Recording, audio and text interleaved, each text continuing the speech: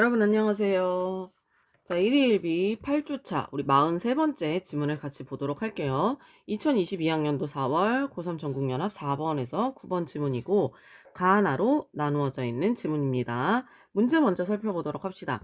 가와 나에 대한 설명이죠. 자, 가는 나는으로 나누어져 있고 가는 나는 가는 나는 가는 나는 가는 나는으로 나누어져 있으니까 1번부터 5번까지를 가를 읽으면서 앞부분을 판단하면 되겠구나 라고 생각하면 되겠죠.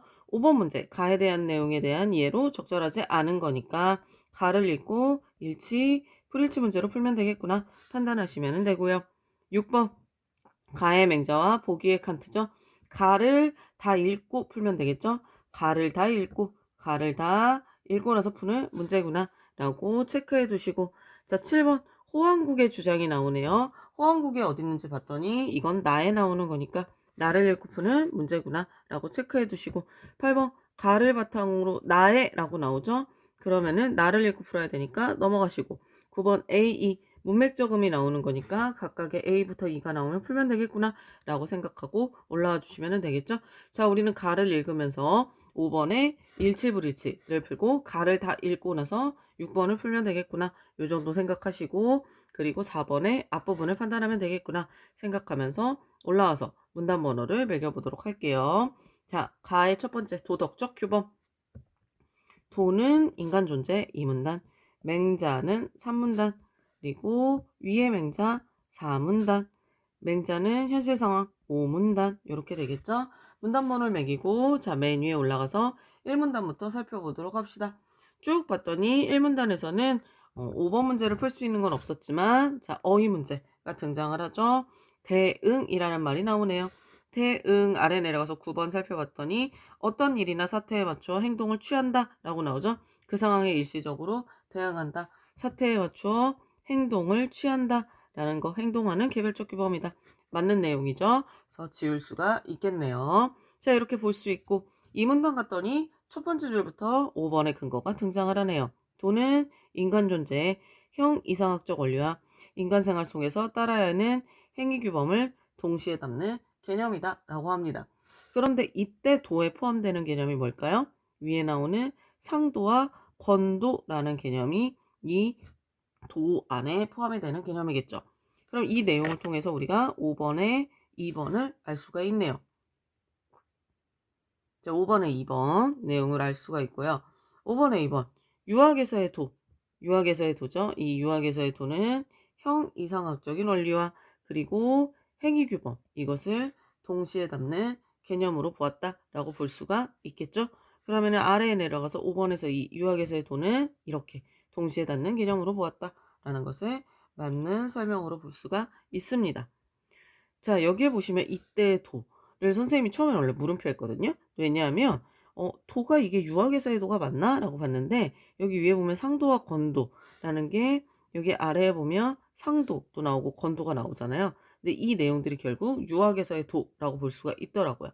그래서 상도와 도를 연결하면서 아하 이것이 유학에서의 도구나 라고 이해를 해 주었습니다. 자, 그리고 상도와 건도에 대해 설명을 하면서 이런 얘기가 나와요. 인의의 와 같은 것이 기본적이고 보편적인 도덕규범이다 라는 말이 나와 있죠. 이것이 5번의 3번 내용이 되겠네요. 이는 예와 같은 기본적이고 보편적인 도덕규범. 자, 이는 예를 기본적이고 보편적인 도덕규범으로 봤죠. 그러면 5번의 3번 유학에서는 기본적이고 보편적인 도덕규범으로 이는 예와 같은 것이 있다고 보았다. 맞는 설명이 되겠죠. 이것도 지울 수가 있겠네요. 자, 그 다음에 3문단으로 내려와 볼까요? 여기는 어휘 문제 지울 수 있는 거 없었고 3문단으로 내려와 보니까 3문단의 첫 번째 줄에 바로 비, 해법이라는 단어가 나오죠. 그럼 9번에 가서 2번을 살펴보니까 해법, 해내기 어렵거나 곤란한 일을 푸는 방법이라고 설명이 되어 있네요. 해법, 방법 맞는 말이 되겠죠? 그래서 비도 지울 수가 있습니다. 그래서 일단 쭉 읽어봤어요. 건도가 뭔지, 건도, 맹자는 건도에 대해서 쭉 설명을 하고 있어요. 그래서 건도는 특수한 상황에서 부득이 한 번만 사용하는 것이다 등의 설명들이 나오죠. 그래서 여기 보면은 생명을 살릴 수 있는 유일한 방법일 때 뭐 이런 것들 실행의 동기와 사건의 결과를 바탕으로 평가하는 것이다. 뭐 요런 얘기들을 그냥 알아두시면 됩니다. 문제를 푸는데 뭐 5번에 필요한 건 아니지만 어쨌든 건도에 대한 설명으로 알아보면 되겠죠. 그래서 요런 내용들을 보면서 이제 4문단으로 넘어가요. 그랬더니 맹자는 또 건도에 해당하는 규범이 상도이다라는 이야기를 하면서 이제 설명을 또 해주고 있어요. 4문단을 쭉 읽다 보니까 5번의 근거가 또 등장을 하죠. 맹자의 관점에서 상도와 건도는 상황에 대처하는 방법이 달라도 결국 모든 것이 도이다라는 것을 말하고 있네요. 자, 이 말을 통해 5번을 알 수가 있죠. 자, 결국 상도와 건도는 상황에 대처하는 방법이 다를 뿐 결국 모든 것이 도이다 라고 말을 하고 있습니다. 5번에 5번. 상도와 건도는 상황에 대처하는 방법이 있어서 서로 다르지만 공통된 속성이 있죠. 어떤 속성? 도라는 공통된 속성이 있다고 볼 수가 있겠네요. 그럼 5번에 5번도 맞는 설명이 되겠죠? 자, 지울 수가 있고 그 다음에 이어지는 건도는 도를 굽힌 것이 아니라 도를 구현하는 과정에서의 방법의 차이일 뿐이죠. 여러분 여기서 건도는 특수한 상황에서 부득이 한 번만 사용하는 거예요. 그런 거죠. 그러니까 남녀 간에 손을 잡으면 안 되는데 물에 빠진 여자가 있어요. 그럼 남녀 간에 손을 잡으면 안 되지만 그 여성을 구할 수 있는 방법이 손을 잡아서 끌어올리는 거예요. 그럼 어떻게 하라는 거예요? 물에 빠진 여자니까 나 손 잡으면 안 되니까 그냥 저 여성이 죽도록 둬야겠다. 그게 아니라 어떻게 해라? 손을 잡아서 구해라. 라는 것이 맹자의 도죠. 그러니까 결국에는 도를 굽힌 것은 아니라는 거예요. 결국 도를 구현하는 과정에서의 방법의 차이일 뿐이다. 라고 이야기를 한 거죠. 자, 이게 5번의 1번 내용입니다. 도를 올바르게 구현하기 위해 도를 굽히는 것이 건도다? 그게 아니죠. 도를 굽혔다라고 보지 않죠. 구현하는 방법의 차이다 라고 본 거죠. 따라서 5번에 1번이 틀렸다라는 것을 알 수가 있네요. 이해되시죠, 여러분? 이렇게 체크할 수가 있습니다. 자, 그리고 5번째 문단은 이제 나머지 5번에 나오지 않은 거 뭐예요? 4번이죠. 4번 내용이 마지막 문단에 등장을 합니다. 자, 인간이 자신의 본질인 상도를 따르면 옳고 그름이 분명해진다라는 말이 여기 나오죠. 이게 5번에 4번의 내용이 되겠네요. 보시면 인간이 옳고 그름을 분명히 하기 위해서는 상도를 따라야 한다 라고 나와 있죠. 5번에 4번도 지울 수가 있습니다. 이렇게 해서 5번 문제가 풀렸고요. 그럼 한번 6번을 먼저 볼까요? 자, 가의 맹자가 보기에 칸트에 대해 이해한 거. 자, 가에서는 도라는 것을 대해 설명하면서 도를 어떻게 나눴어요? 여기서는 건도가 있고 상도가 있다 라고 나눴죠? 건도는 예외의 상황에 사용할 수 있는 도다 라고 설명을 하는 거였잖아요. 근데 여러분 칸트 한번 볼까요? 칸트는 언제나 직현적이고 보편적으로 객관적인 실천 기준으로서의 도덕 규범을 제시합니다. 그래서 그는 선의의 거짓말도 옳지 않다라고 말을 해요. 진실을 말해야 할 의무는 결과에 상관없이 항상 존재한다 라고 이야기를 하는 거죠. 그러니까 항상 도는 똑같아야 된다. 선의의 거짓말도 옳지 않다라고 말을 합니다. 그러면 이 사람의 입장에서 적절한 거 한번 골라볼까요? 맹자는 칸트와 달리 도덕 규범을 통해 어떤 행위를 판단할 때 결과를 고려해서는 안 된다라고 봅니까? 맹자는 건도, 예외를 사용할 수 있다고 보니까 결과를 고려해야 된다라고 보겠죠? 자, 칸트는 맹자와 달리 상황에 따라 어떤 도덕 규범을 지켜야 할지를 판단하는 능력이 중요하다? 이거 맹자가 말한 거죠, 여러분. 상황에 따라 어떤 도덕 규범을 지켜야 할지 판단하는 능력 중요하죠. 그렇기 때문에 건도를 사용할 수 있다고 본 거잖아요. 자, 틀렸죠? 칸트는 맹자와 달리 어떤 특수한 상황에서도 보편적인 도덕 규범에서 벗어난 행위를 하면 안 된다고 봤죠. 그게 이거죠, 여러분. 선의의 거짓말이죠. 선의의 거짓말로 해서는 안 된다라고 칸트는 본 거죠. 3번이 맞는 설명이겠네요. 자, 맹자와 칸트는 모두 보편적인 도덕 규범보다 현실 상황에 맞는 행위가 더 중요하다? 칸트는 그렇지 않죠. 선의의 거짓말을 해서는 안 된다라고 했으니까. 맹자와 칸트는 모두 생활 속에서 도덕 규범을 어김으로써 결과가 더 본질적으로 가치를 얻게 될 수 있다? 칸트는 아니죠, 여러분. 왜요? 선의의 거짓말도 해서는 안 된다라고 말을 했으니까. 그래서 답은 3번. 칸트는 어떤 특수한 상황에서도 보편적인 도덕 규범에서 벗어난 행위를 해서는 안 된다라고 본 거. 답은 3번이 되겠습니다. 자, 이제 4번 올라와서 가번을 한번 판단해 볼까요? 가장 적절한 거. 특정한 철학적 개념이 형성된 거죠? 아니죠. 특정한 철학적 개념의 역사적 한계? 아니죠. 특정한 철학적 개념을 반박하는 주장들? 이것도 아니네요. 특정한 철학적 개념에 대한 사상가의 견해. 요거 맞죠, 여러분? 누구의 견해예요? 맹자의 견해죠. 맹자의 견해니까 맞는 설명이네요. 자, 가는 맞네요. 특정한 철학적 개념이 역사적 형식에 적용된 사례. 요것도 도덕적 딜레마 상황이 나오잖아요. 그러니까 권도가 적용되는 상황. 도덕적 딜레마 상황. 그러니까 뭐 물에 빠진 여인을 구하는 상황 이런 것들에 대한 얘기가 나오니까 어느 정도 맞는 것 같아요. 선생님은 그래서 세모로 해놨거든요. 완전히 지우지는 않고 각각 어느 정도 맞는 것 같아 라고 해놓고 1, 2, 3번만 지웠습니다. 자, 이렇게 해놓고 4, 5번을 남겨뒀어요.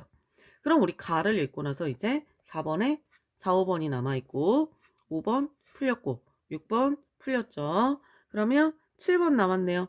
나 남아있고 8번 남았죠. 가를 바탕으로니까 가는 뭐예요? 맹자가 말하는 도의 사상이죠.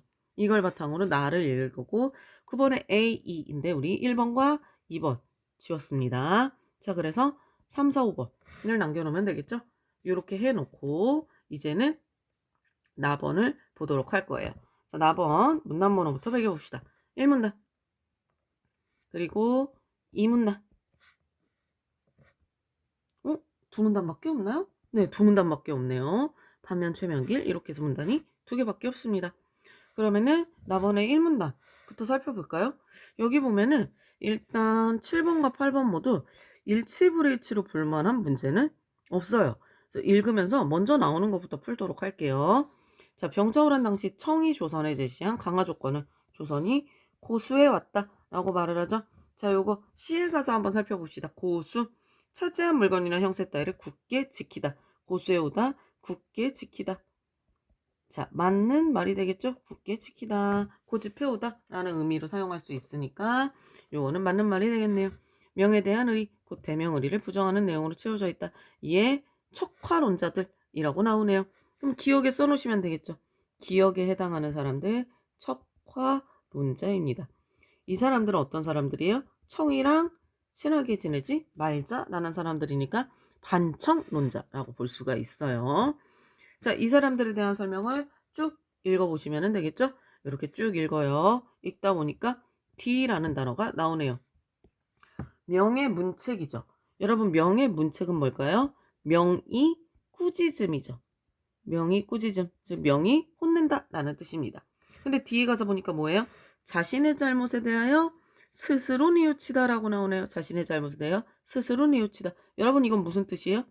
반성이죠. 반성의 의미를 가지고 있죠. 책망의 의미랑은 다르죠? 그래서 9번의 답이 4번이다 라고 체크를 할 수가 있겠네요. 반성의 의미지 이거는 문책의 의미가 아니겠죠? 자, 그래서 D번을 쭉 읽었습니다. D번에 있는 1문단까지. 그 다음에 반면 최명길이라는 사람이 나와요. 이 사람은 주화론자라고 나오네요. 그래서 쭉 읽으시면서 자, 여기 니은의 주화론자인 최명길을 쓰면 되겠죠. 최명길. 주화론자, 즉 친청, 청나라랑 친하게 지내야 된다 라고 말하는 사람입니다. 요즘으로 치면 여러분 친중, 반중 이런 느낌으로 그냥 보시면 돼요. 그래서 청나라랑 친하게 지내자, 청나라랑 친하게 지내지 말자 이런 느낌으로 보시면 됩니다. 쭉 이제 내용을 읽어나가시면 되겠죠. 그래서 이렇게 이제 이야기를 합니다. 그런데 뭐 이렇게 이야기하면서 나라를 망하게 한 죄는 속죄될 수 없다라고 이야기가 나오죠. 속죄, 지은 죄를 물건이나 다른 공로 따위로 비겨 없애다. 자, 여기 속죄, 이 맞는 설명이죠? 지은 죄를 공로 따위로 비겨 없애다. 맞는 설명이니까 9번의 답은 4번이다 라는 것을 확실히 알 수 있고, 자, 이렇게 경영관을 비판했다. 최명길은 하면서 이 호왕국의 주장이라고 이야기를 하네요. 요거는 우리 다른 색깔로 한번 체크를 해볼게요. 여기서 여러분 호왕국의 주장이라는 말을 인용하면서 해서 이렇게 쭉 얘기가 나와요. 그럼 여기서 이때 호왕국의 주장이라는 말이 나왔으니까 7번 호왕국의 주장을 다음과 같이 정리했다고 합니다. 호왕국의 주장은 결과적으로 나라를 망하게 한다면 비판을 받아 마땅하다라는 건데, 그럼 이때 이 호왕국의 주장에 해당하는 게 어떤 건지 한번 볼까요? 자, 이건 이거예요. 신하 경영관이 요의 신하라고 칭하는 것을 그만두자는 강경론을 주도했어요. 결국 이로 인해 요가 침입해서 후지는 멸망하게 돼요. 이에 대해서 유학자 호왕국이라는 사람이 천하인심이 오랑캐에게 굽힌 것을 불평하고 있었으니 한번 후련히 서력하고자 싸우고자 한 심정은 이해할 만하다. 그렇지만 정치적 대처면에서 나라를 망하게 한 죄는 속죄될 수 없다고 이 경영광을 비판했던 거예요. 자, 이겁니다. 어쨌든 강경론을 주도했던 사람이에요. 경영관은. 이로 인해서 나라가 망했어요. 이에 대해 호황국이 서력하고자 한 심정은 이해할 만하지만 정치적 대처면에서 나라를 망하게 한 죄는 속죄될 수 없다라고 비판한 겁니다. 이걸 인용해서 어떡하다? 신하가 나라를 망하게 하면 그 일이 바르다 해도 죄를 피할 수 없다라는 이야기를 한 거죠. 자, 이러한 주장입니다. 그럼 결국 이 호황국의 주장에 해당하는 거 뭘까요? 이민국을 새로운 나라의 힘에 의존한다? 아닐 거고. 이민족의 나라에 자존심 없이 신하를 자처했다? 이것도 아니겠죠? 침입에 대해 서력할 생각을 하지 않았다? 이것도 아니죠. 자, 뭐야? 싸우자고 했다가 나라가 망했다는 거잖아요. 침입을 막을 수 있는 국력을 갖추지 못했다? 이것도 아니죠. 이민족의 나라라고 해서 현실적인 고려 없이 적대했던 거죠. 그래서 어떻게 했어요? 싸우자라고 했어요. 현실적인 고려 없이 적대했죠. 그래서 싸우자라고 했어요. 그랬다가 어떻게 했어요? 나라가 멸망하는 결과를 가져왔잖아요. 이거죠, 여러분? 나라가 멸망하는 결과를 가져왔죠. 즉 현실적인 고려 없이 적대함으로써 결과적으로 나라를 망하게 한다면 비판을 받아 마땅하다라고 봐야 되겠죠. 그래서 호황국의 주장으로서 적절한 거 5번이 되겠네요. 이렇게 보시면 되겠죠. 자, 그리고 요 마지막까지 읽었을 때 우리 도라는 거, 이 맹자의 도의 입장에서 그러면은 척하론자와 친척, 이 최명기 주하론자의 반응에 대해 보인 반응으로 적절하지 않은 거 한번 볼까요? 자, 기억이 척하론자가 불이한 방법으로 나라를 보존하는 것에 반대한다고 한 것은 도덕규범에 있어 상학론보다 원칙론을 강조했죠? 그렇게 볼 수 있습니다. 자, 척하론자가 포기할 수 없는 것으로 여긴 대명의리, 즉 명나라를 포기할 수 없어 라고 한 것은 당대인들에게 일반 상황에서 지속적으로 지켜야 할 보편적인 규범으로 받아들여졌다고 볼 수 있습니다. 니은, 최명길이 춘추의 내용을 언급하며 신하가 지켜야 할 의리를 논한 것은 실행동기를 따지지 않고 도덕규범을 현실에 적용한 것으로 논할 수 있다라고 했네요. 여기 여러분 춘추의 내용을 언급했다라고 했잖아요. 최명길이 언급한 춘추의 내용이 어디에 있냐면 이거예요. 최명길은 춘추의 내용을 언급했거든요. 자, 여기 이 문단의 마지막 부분을 보면 이렇게 나와요. 최명길이 언급한 춘추의 내용. 춘추에 따르면 신하는 먼저 자기 자신의 임금을 위해야 하므로 조선의 신하가 명을 위하여 조선을 망하게 하면 안 되는 것이 마땅한 의리다 라고 말합니다. 춘추에 따르면 신하는 먼저 자기 자신의 임금을 위해야 한다. 자기 자신의 임금이면 누구겠어요? 자기 자신의 임금이면 이거는 누구예요? 신하는 먼저 자기 자신의 임금 이거는 조선의 임금이겠죠. 조선의 임금을 위해 한다는 거예요. 그래서 조선의 신하가 명의 신하가 아니라는 거예요. 조선의 신하가 명을 위하여 조선을 망하게 하면 안 된다 라고 말하고 있는 거죠. 여기 보면 여러분 춘추에 최명길이 이런 말을 하잖아요. 명을 위해 멸망까지 당할 의리는 없다 라는 이야기를 하는 사람이죠. 춘추에 따르면 신하는 먼저 조선의 임금을 위해 하고 조선의 신하가 명을 위해 조선을 망하게 하면 안 된다 라고 말을 하고 있죠. 자, 이게 8번에 3번의 근거가 되겠네요. 여기 보시면 되죠. 자, 그럼 8번에 3번 볼까요? 춘추의 내용을 언급하며 신하가 지켜야 할 의리를 논한 거. 실행 동기를 따지지 않고 도덕규범을 현실에 적용했어요? 실행 동기를 따지지 않은 거예요? 아니죠, 여러분. 실행 동기를 따졌다라고 봐야 되죠. 도덕규범을 적용하기 위해 뭘 따져요? 실행 동기를 따졌다라고 보시면 됩니다. 요 말이 틀렸어요, 여러분. 실행 동기를 따지지 않았다라고 볼 수가 없어요. 그리고 이 사람 뭐라고 말을 하냐면 춘추에 보면 이런 식으로 말해요. 그 말은 뺍시다. 그냥 이렇게 봅시다. 춘추에 따르면 이렇게 그냥 요 말을 봅시다. 그래서 어쨌든 실행 동기를 따졌다라고 봐야 됩니다. 그리고 니은 최명길이 대명의리가 정론임을 인정하면서도 청과 화친하는 것도 합당하다고 한 거. 이거는 상도의 토대 위에서 권도, 우리가 말했죠, 여러분? 권도를 활용하고자 한 거. 권도는 뭐예요? 예외 사용에 하는 거죠, 도죠? 그러므로 권도를 활용하고자 한 것으로 볼 수 있고. 최면 길이. 나라의 보전을 위해 청의 강화 조건을 받아들여야 한다고 주장한 거. 그 방법이 유일하다고 판단되는 위급한 상황이잖아요. 이때 권도를 사용하고자 한 것으로 볼 수 있습니다. 이것도 맞다고 볼 수가 있죠. 이렇게 여러분 하시면 돼요. 자, 우리 9번도 풀렸고. 안 푼 거 4번이네요. 4번에 가서 4, 5번만 판단하면 되겠죠? 나는 특정한 대외정책에 대한 정치가의 견해. 어떤 거예요? 특정한 대외정책 여러분? 여기서 신청을 할 것이냐 아니면 반청을 할 것이냐에 대해 정치가의 견해, 최명길의 견해, 그리고 촉하론자들의 견해를 제시했죠? 특정한 대외정책이 학문적 논의의 주제가 된 사례? 이거는 아니죠. 그래서 4번이 맞다 라고 할 수가 있습니다. 4번의 답 4번이 되겠네요. 자, 그러면 4번도 풀렸고 5번 답 나왔죠? 6번도 됐고 우리 7번 호황국의 주장도 됐고 8번도 됐고 9번도 풀렸네요. 자, 이렇게 해서 43번째 지문도 끝났습니다. 여러분 이번 시간도 수고하셨고요. 다음 시간에 또 44번째 지문으로 즐겁게 만나도록 해요. 수고하셨습니다.